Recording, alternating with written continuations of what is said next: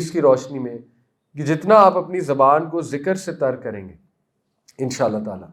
اتنا آپ شیطان سے بچیں گے، کیونکہ جو بندہ ذکر زیادہ کرتا ہے شیطان اس سے کوسوں دور بھاگتا ہے،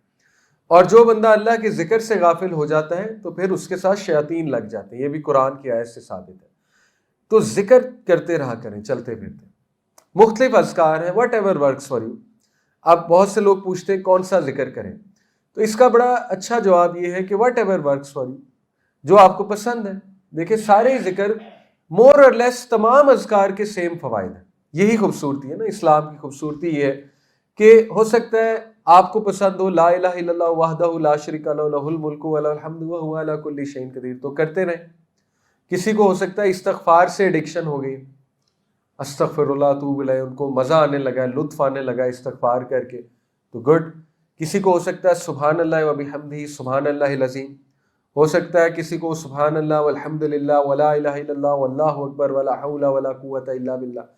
ہو سکتا ہے کوئی درود ابراہیمی سے ایڈکٹ ہو جائے ان اے گڈ سینس۔ تو اذکار بے شمار ہیں، پوائنٹ از کہ اپنی زبان کو ذکر سے تر رکھنا چاہیے چلتے پھرتے،